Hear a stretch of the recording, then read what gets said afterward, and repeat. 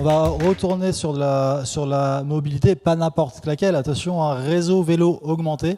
Comment relier à la fois la santé, la décarbonation et l'inclusivité avec un même outil. C'est le défi que s'est lancé et qui est en train de réussir parfaitement 15. Et pour en parler, je vous demande d'accueillir Nadia Goupil, directrice commerciale France de 15, qu'on peut applaudir, s'il vous plaît. Bienvenue. Bienvenue sur la scène. Bonjour à tous. Donc en effet, aujourd'hui, je vais vous parler de vélo pour présenter rapidement qui est 15. Donc 15, on est le leader français des vélos partagés. On a déployé 50 000 vélos dans le monde, dans des grandes villes comme Paris, comme Helsinki, comme Vancouver, et dans des plus petites villes comme Épinal, comme Landerneau, comme Montélimar. Donc on est concepteur et fabricant de notre technologie. On est d'ailleurs complètement concerné par les enjeux de relocalisation et d'éco-conception dont parlait Jean Rotner tout à l'heure. Donc en tant que concepteur de cette technologie-là, on a 10 brevets et modèles et on est 160. Aujourd'hui, notre mission, c'est justement de décarboner la mobilité. Donc la mobilité, c'est le secteur principal en termes d'émissions de gaz à effet de serre en France. Et quand on voit que les 3/4 des trajets en voiture sont des trajets qui font moins de 5 km, on se dit que oui, on peut faire des efforts. Finalement, c'est pas si compliqué que ça. On a en tout cas des leviers à notre disposition pour enclencher un report modal. Et évidemment, le vélo est l'un d'eux. Ça, les collectivités l'ont bien compris.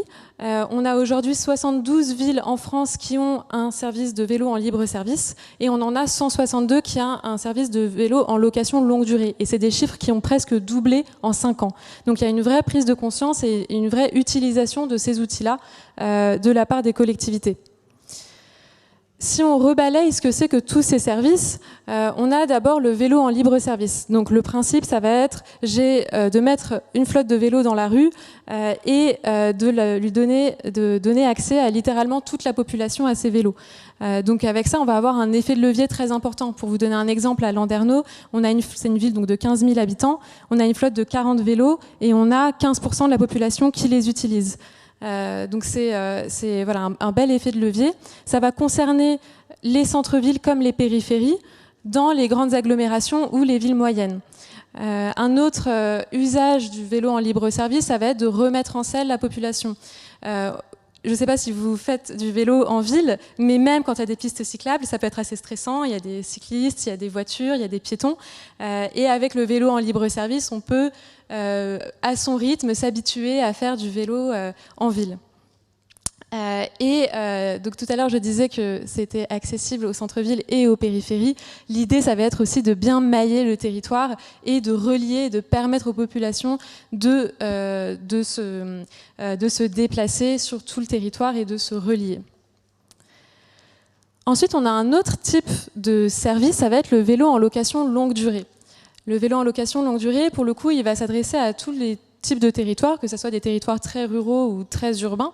Le principe, ça va être de prêter, de louer un vélo à une personne pendant une durée assez longue dans le temps, mais limitée. Donc ça va être 6 mois, 9 mois, 12 mois, pour qu'elle puisse voir ce que c'est que d'avoir un vélo pour tous ses trajets du quotidien, pour son trajet domicile-travail ou autre.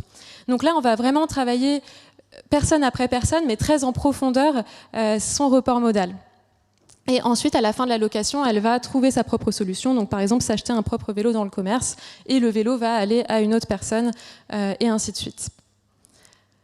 Et ensuite, le dernier service vélo, qui est un peu le grand absent en France, c'est le vélo en gare. Donc, il est absent en France, mais il est très présent dans d'autres pays, notamment les Pays-Bas et la Belgique, qui sont des pays assez avancés en matière de politique cyclable. Donc là, le principe, ça va être de mettre à disposition des vélos dans toutes les gares, que ce soit des gares TGV, des gares TER, des gares routières, des gares RER, et d'adresser les voyageurs, ceux qui descendent du train et qui ont besoin d'une solution pour leur dernier kilomètre. Donc là, on va pour le coup adresser potentiellement des trajets plus longs que ceux des 5 km dont je parlais tout à l'heure. Donc si on essaie de cartographier ces services, on a le vélo en libre service qui va s'adresser par définition à toute la population. Tout le monde peut avoir accès à un vélo en libre service, pour des usages par contre qui vont être plus ponctuels.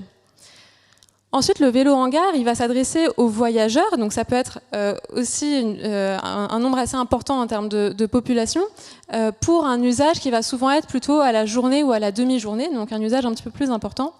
Et enfin, on a le vélo en location longue durée qui va s'adresser à une personne, mais pour tous ses trajets du quotidien pendant une durée assez longue. Et maintenant, nous, notre enjeu, ça va être de faire travailler ensemble ces trois services-là, qui sont, on le voit, complètement complémentaires et qui ont des objectifs différents. Mais à la fin, l'objectif, ça reste plus de cyclabilité et dans une ville. Et pour faire travailler ensemble ces différents services, c'est là qu'on va convoquer justement la notion de réseau vélo augmenté.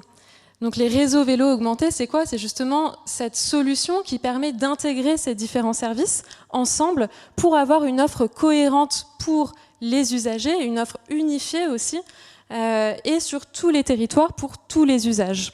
Donc concrètement, ça va être demain un vélo dans la rue qui va être accessible pour tous ces usages-là, et c'est l'usager qui va choisir s'il le veut pour un trajet de 20 minutes ou pour 6 mois ou pour un jour. Donc on remet l'usager au centre de nos services.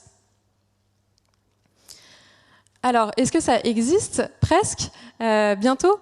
On a donc un service dans le sud de Paris de vélo en libre service, et demain, enfin dans les prochaines semaines, il va être aussi accessible en location de longue durée. Donc là, concrètement, par exemple à Palaiseau, sur le plateau de Saclay, une personne pourra choisir, il y aura des vélos dans la rue, et les personnes pourront choisir pour quel usage est-ce qu'ils voudront utiliser ces vélos. Donc on leur laisse le choix. Et sous une autre, donc là on est vraiment en périphérie parisienne. Et après, dans un autre type d'usage, on va aussi avoir un autre type de réseau vélo augmenté dans une région où on va adresser sur toute une ligne de TER, la ligne Royan-Angoulême. On va avoir donc dans les grosses villes comme Royan, Angoulême, mais aussi dans toutes les gares intermédiaires qui sont plus petites, un même service vélo, une station à chaque gare, et les gens pourront se déplacer avec la même expérience usagée, avec le même vélo, le même fonctionnement. Dans toutes ces villes, il y aura au moins une station, et dans les grosses villes, potentiellement plus de stations pour densifier le maillage. Et donc ça sera en 2023. Et donc finalement, si je reviens à mon graphe, je cherche ce qu'on a fait avec ça, ça va être de justement placer le réseau vélo augmenté là où il a le plus d'impact, aussi bien en termes de population qu'on adresse, puisqu'on va adresser tout le monde, que d'usage par personne, puisqu'on va adresser tous les usages. Donc c'est vraiment le but du réseau vélo augmenté. Et donc finalement, voilà, évidemment, ça va nous servir à la fin. Ce qu'on veut faire avec ce réseau vélo augmenté, c'est de réduire les émissions de gaz à effet de serre du secteur du transport, et puis même au-delà de ça, avoir des villes plus humaines, plus cyclables, plus apaisées, et comme ça d'augmenter l'impact et aussi d'avoir une plus grande inclusivité dans le territoire en reliant les grandes villes, les villes moyennes, les périphéries, les centres-villes et tous les territoires entre eux avec ces différents usages. Voilà, donc n'hésitez pas à venir nous parler. On est plusieurs à circuler dans le salon pour avoir plus d'informations. Merci beaucoup.